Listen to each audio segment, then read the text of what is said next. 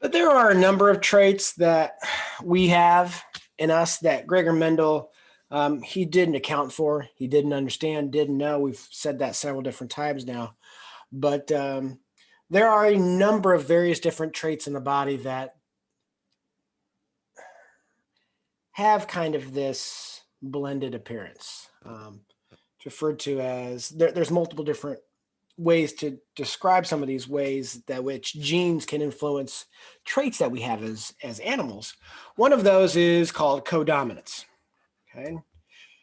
Codominance is when we have a couple different alleles are expressed equally. That's what that means. They're both dominant. The best example of this is our blood.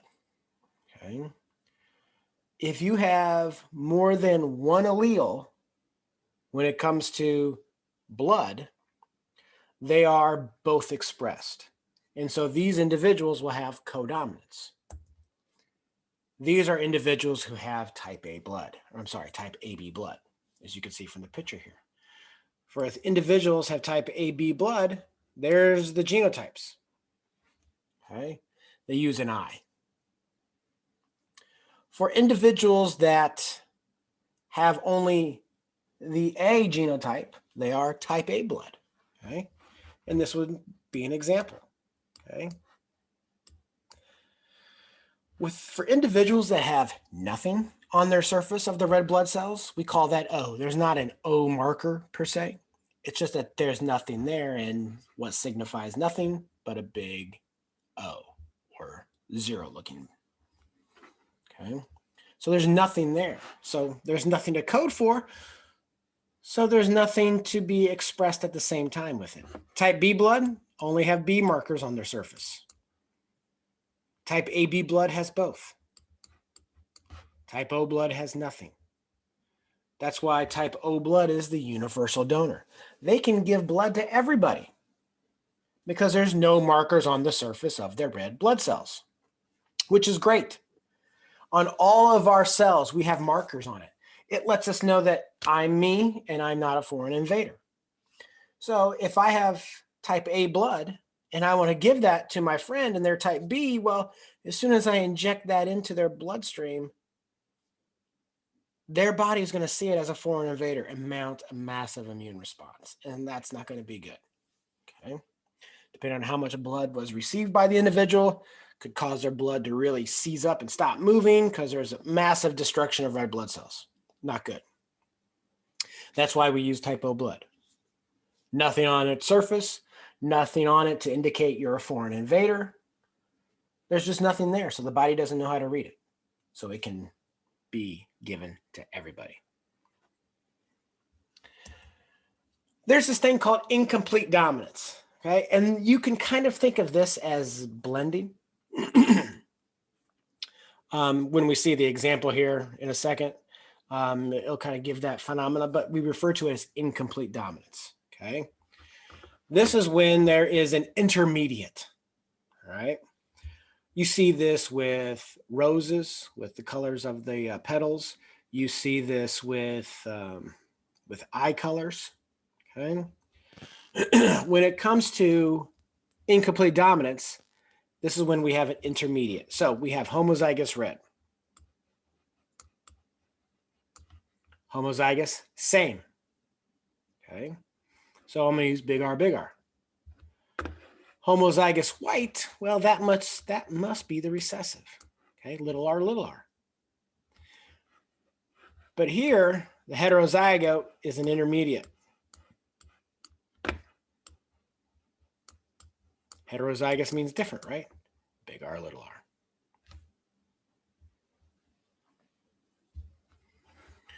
So if I crossed a red rose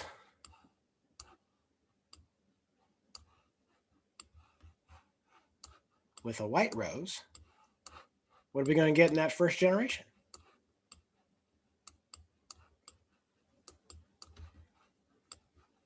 That's right, all pink. But we take two of these, cross them, and what are we going to get in that second generation?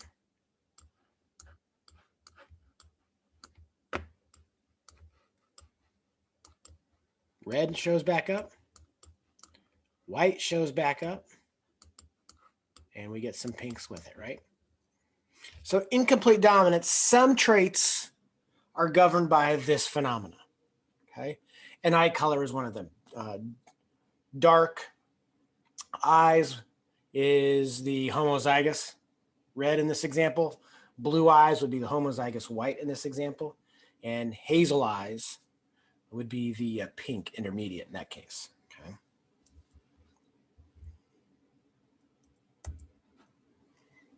An example of this, aside from eyes, is familial hypercholesterolemia. This is just when you have, even if you do have a clean diet, this is when you get cholesterol that deposits in your blood vessels. You get a number of it within your skin.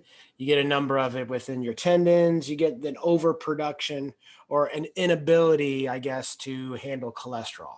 And it just accumulates everywhere. Usually leads to heart attacks.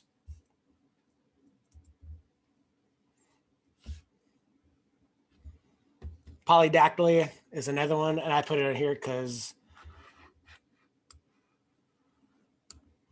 polydactyly is just extra digit. Could you imagine having an extra digit? All the stuff that you could creepily do better. I don't, but it's something creepy to think about.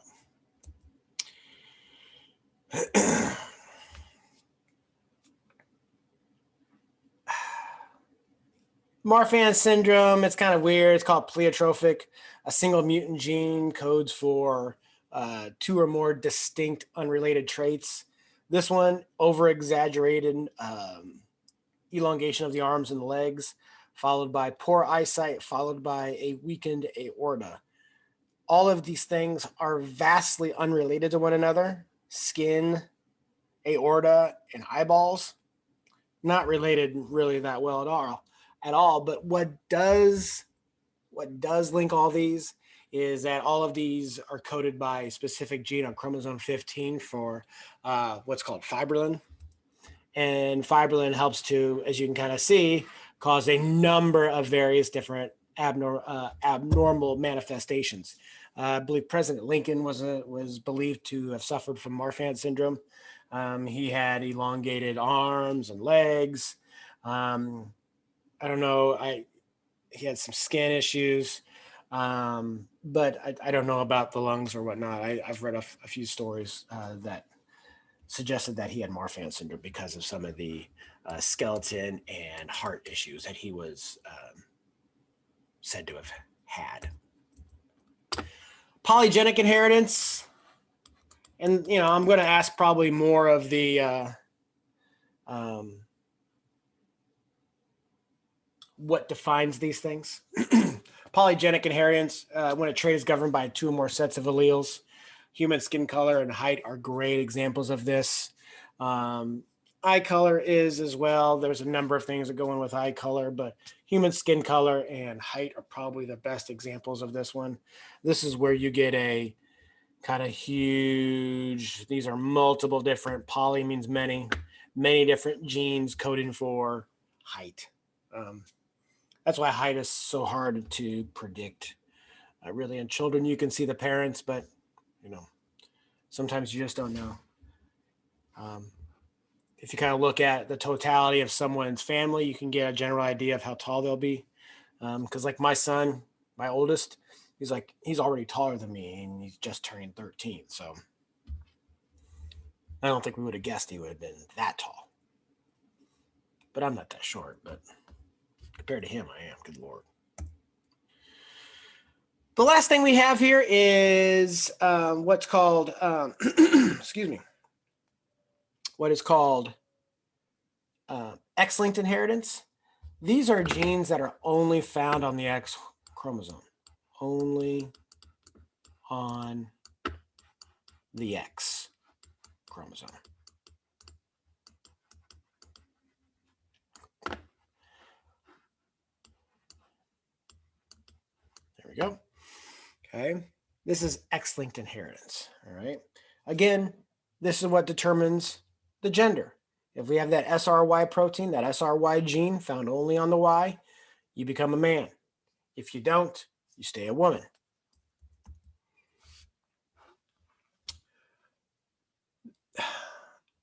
as you can kind of see, Mendel, I mean, he did his work in the 1860s. This stuff wasn't figured out until the 1900s. So this is, this is a lot of stuff that he just didn't fully see, didn't understand. Okay. The interesting thing about this is what we usually do genetic work on fruit flies. Fruit flies have a very similar chromosome pattern for sex-linked traits as we do. And so what happens in fruit flies actually directly applies to us as humans, which is fascinating. Okay. I think this was done by a group of researchers there at Columbia University. So pretty interesting there. And fruit flies, relatively very inexpensive, reproduce like rabbits. Doesn't take much to feed and maintain. So we can do a ton of research on them for not a huge amount of cost. And, you get massive numbers of data points here because they do reproduce very rapidly here. But that is how we have kind of figured out a lot of our sex-linked inheritance, is just by doing research with fruit flies. Okay. When it comes to X-linked inheritance, the easiest way to figure out is, well, when you see the sex chromosomes. When you see the sex chromosomes, then you know you're talking about an X-linked inheritance pattern. Okay? That is honestly the easiest way. You can kind of see, again, these are only found on the X chromosome. Okay. So when it comes to sex-linked inheritance, males either have it or they don't. I'll say that again. Males either have it or they don't. They only have one X normally. Okay. I'm not talking about some of the poly-X syndromes. They either have it or they don't. They only got one X. Okay. Females can have it, can not have it, or be a carrier. And more times than not, they're carriers for a lot of disorders. Some of them here, probably the biggest one that I would remember, guys, is probably this one, and this one to a lesser extent. They do, I think, in the book, they have an example of the royal family bloodline, looking at hemophilia and whatnot. So, but color blindness is another one. You can kind of see, blue sensitive protein is autosomal, red green is on the X chromosome. So that's what we're talking about. We're talking about color blindness and inability to see the colors there. For mom, she's generally a carrier, or she is it. The son gets the X from mom, gets the Y from dad. So this is a disease that is passed on from mom. I believe receding hairline is something passed on from mom. What else is? Calico cats. Calico is passed on from the mother to her brood. Obviously not humans, but that is passed on the X chromosome. I believe the book goes into a number of them, but color blindness and hemophilia, those are probably the best ones to remember. Hemophilia just means you lack clotting factors. Okay. These are the things that help to get the blood to clot so it stops leaving your body. Okay. And here's a pedigree chart to kind of show that off. Again, only one X, and he has it. Okay. Is this a male or a female? Two X's. So what does that mean? That's right. It's a female. Female got an X. Okay. Okay. She received an X from mom and an X from dad. So maybe her mom was a carrier. Maybe her mom had it. I don't know. But that would be one of your two choices. Here you can see the X from mom over here. There's the X, the Y from dad. Normal son, colorblind wife, colorblind son. Again, you can see an X from mom, the other X with the carrier for it from dad, and independent assortment. That X with that Y gives you a 25% chance to have a son who is colorblind.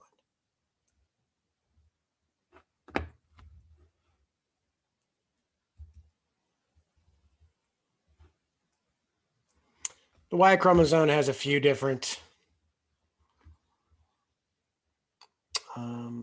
associated disorders. I'm not going to get into them. Okay. Not going to get into those. If you'd like to know more, please. Okay. There's the video on the Human Genome Project. Click on it. Take a watch. Okay. It's kind of pretty interesting. Here's one talking about genetic screenings and some of the potential positives. Also, I mean, it is a way to segregate if you wanted to apply it for evil purposes. So, you know, for me, I can see both the good and the bad for it, and hopefully you can as well.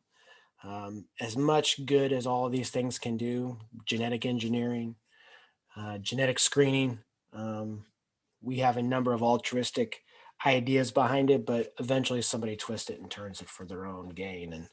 And you can, there can be some serious negative side effects to genetic screening, right? And we've seen it throughout history. Okay. This is an interesting thing on the Human Genome Project there, linked to a lot of different resources and whatnot.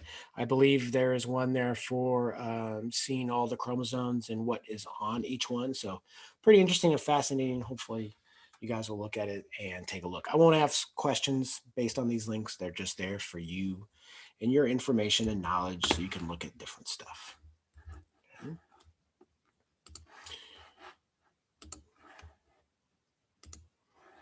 There we go.